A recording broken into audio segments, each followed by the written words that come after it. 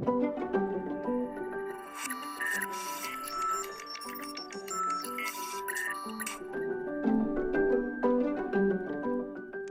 bienvenue dans cette capsule vidéo où on parle nombre dérivé. On va déterminer algébriquement, c'est-à-dire par le calcul, f' de 3. Alors pourquoi f' de 3? Eh bien, pourquoi pas.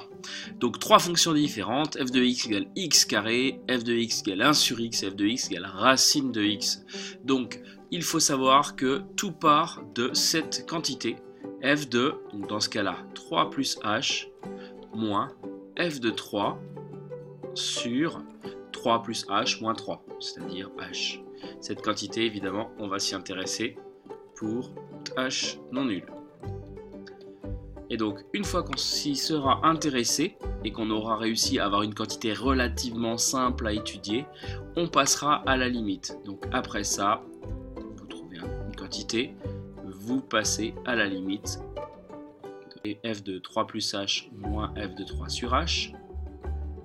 H tend vers 0 et vous obtenez, si c'est possible, mais en général ça fonctionnera toujours, un nombre fini. Alors qu'est-ce qu'on peut obtenir d'autre qu'un nombre? On peut obtenir l'infini, même si en première c'est un peu délicat. Dans ce cas-là, ce nombre c'est le nombre dérivé en 3 qui, je vous le rappelle, est le coefficient directeur de la tangente au point d'abscisse 3.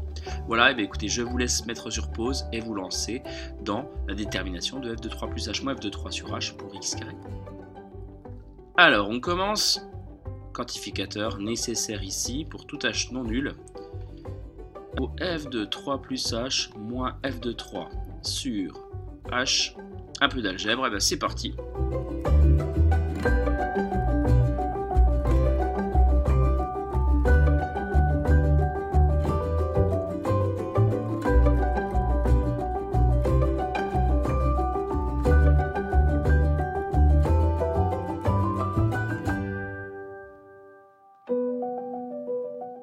Voilà, donc on obtient 6 plus h. On développe l'identité remarquable. J'aurais pu mettre 9. 9 plus 2 fois 3 fois h, 6h plus h carré, moins le 9 de départ, en fait, qu'on retrouve ici. Ça s'en va. Et puis donc là, on a un h que je peux enlever avec celui-là et celui-là. Autrement dit, je factorise pour faire les choses plus proprement. Et on se retrouve avec 6 plus h. Donc, quand on a trouvé cette quantité, on peut passer à la limite, quand h tend vers 0, de f de 3 plus h moins f de 3 sur h, c'est égal à la limite, quand h tend vers 0, de 6 plus h. Je vous rappelle que la limite quand h tend vers 0, ça veut dire grosso modo que vous remplacez h par 0. Donc en gros, limite c'est 6. Qu'est-ce que c'est que 6? C'est le nombre dérivé en 3 de votre première fonction.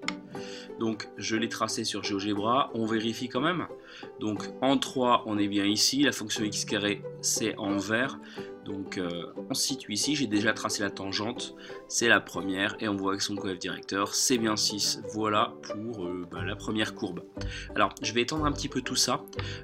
Exceptionnellement pour x carré, on va recommencer le même boulot, mais cette fois-ci pas en 3 mais en A. Que se passe-t-il?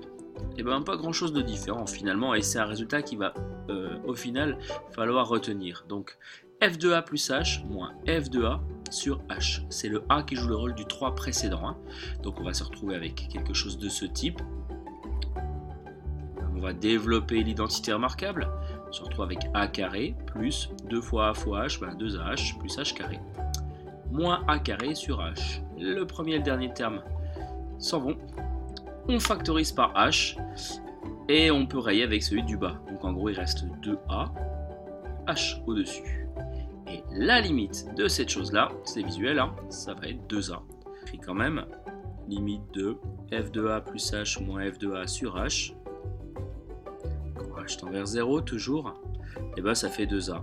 Donc en gros, le nombre dérivé de la fonction x carré n'importe quel point, petit a, c'est 2a.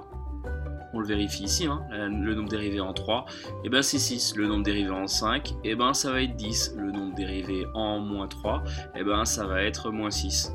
Voilà, donc en gros, l'idée après, c'est de trouver des raccourcis pour chacune des fonctions usuelles, des fonctions de référence. Là, on en reste juste sur x carré. Petit résultat à retenir, le nombre dérivé en n'importe quel point de la fonction dérivée, x carré, en A par exemple, c'est 2A. C'est comme si le 2 passait devant. Voilà. Bon, ben, on passe à la deuxième. Mettez sur pause. Donc, deuxième fonction, getter, pour tout h différent de 0, cette fois-ci que vaut f de 3 plus h moins f de 3, 1 sur x, on va écrire 1 sur 3 plus h moins. Donc on voit que le h doit être non nul, mais le h doit aussi être différent de moins 3. Donc je peux préciser pour tout h différent de 0 avec 3 plus h non nul. Sinon, ça fonctionne. On ne doit pas se positionner autour de moins 3, ni un peu d'algèbre. Hein. Donc, on va déjà s'occuper de mise au même dénominateur. Et après, diviser par h, qui est h sur 1, ça reviendra à multiplier par l'inverse, c'est-à-dire 1 sur h. Allez, mettez sur pause et c'est parti. Donc, c'est parti, on y va.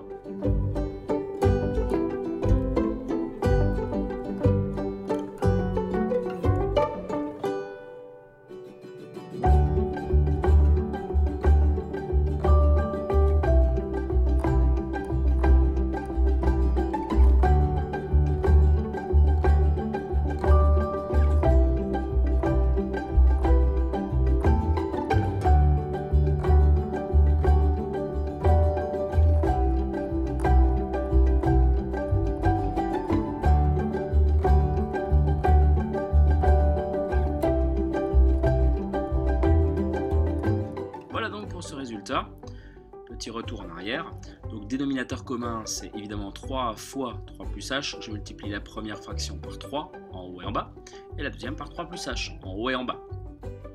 On met tout ça ensemble, alors là attention, alerte rouge, quand je mets tout le haut ensemble, le moins qui est ici, qui est devant la barre de fraction, porte sur les deux, donc je me retrouve donc avec moins 3, moins h. Attention à ça. On se retrouve donc avec 3 moins 3, il n'y a plus rien. Moins h sur 3 fois 3 plus h, et puis donc le diviser par h fois 1 sur h, qui se raye, et h, et donc on se retrouve avec moins 1 sur 3 facteur de 3 plus h. J'ai hésité à le laisser comme ça, j'aurais pu. On peut aussi développer le bas, et donc ça donne moins 1 sur 6 plus 3h. On passe donc maintenant à la limite, quand h tend vers 0. La limite quand h tend vers 0 du quotient, c'est la même chose que la limite quand h tend vers 0 de moins 1 sur 6 plus 3h. Au passage, pourquoi a-t-on été obligé de faire tout ça? Pourquoi on ne s'est pas contenté de cette forme? Parce qu'en fait, si vous faites tendre h vers 0, on se retrouve avec 1 sur 3 plus 0, sur 3 moins 1 sur 3, c'est-à-dire 0 ici, sur donc 0 sur 0, bref, on est totalement embêté, ça n'a pas trop de sens. Alors que cette même forme qui est égale à celle-là, là on a levé l'indétermination, je fais tendre h vers 0, ça fait 3 fois 0 en gros, ça fait 3, donc 6 plus 0, 0, il reste moins 1 sur 6, moins 1 sixième, qui au passage vaut à peu près...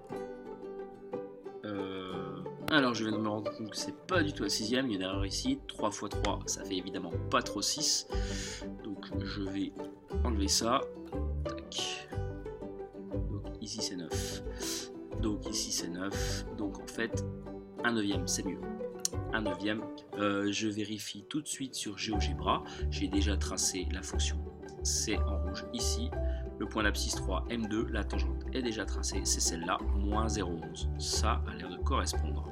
Voilà pour cette deuxième fonction. Donc dès que vous avez des inverses, il faut être capable de mettre au même dénominateur. Attention aux signes qui sont devant les barres et donc qui concernent le numérateur, pas seulement le premier membre. Et puis donc autrement divisé par une fraction. C'est vraiment des choses à refaire. C'est de l'algèbre de base. Vous devez maîtriser ça impérativement. Donc je vais quand même conclure la question 1 de 3. Je sais que f' de 3, ça vaut moins 1. Allez, c'est parti. Au 3, pour racine de x, là aussi, il y a une petite astuce technique à retenir. Donc, pour tout h non nul, plus h moins f de 3 sur h. Ça donne racine h moins racine de 3 sur h. Donc là, on ne peut pas mélanger ces deux racines. On ne peut les mélanger que quand il y a une multiplication ou des divisions. Où est le problème? Quand h tend vers 0, en gros, je remplace, ça fait 3 racine de 3 moins racine de 3. 0 sur 0. Donc nouveau problème. Là, l'idée, on en a déjà parlé en classe, c'est qu'on peut se débarrasser des racines au numérateur, les faire descendre au dénominateur, et ça va régler notre problème, vous allez voir pourquoi. Donc on va multiplier le haut et le bas par la même quantité, c'est la quantité conjuguée de cette chose-là, c'est racine de 3 plus h plus racine de 3. Là derrière, il y a une identité remarquable, je vous laisse mettre sur pause et arranger cette quantité. Donc, ça donne, je commence par écrire le numérateur vu qu'il y a peu de changements, h facteur de racine de 3 plus h plus racine de 3. Et au numérateur, eh bien, on est avec une identité remarquable, a moins b facteur de a plus b. Donc a carré moins b carré, avec a qui est joué par racine de 3 plus h, et puis b qui est joué par racine de 3. Donc, quand j'applique, ça fait racine de 3 plus h au carré moins racine de 3, 3 plus h moins 3 sur le dénominateur, pardon.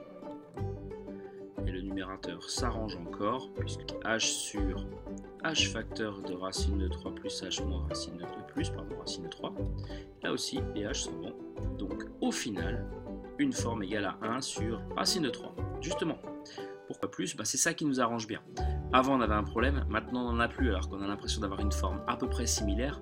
Quand h tend vers 0, on se retrouve avec, je vais l'écrire, 3 sur h,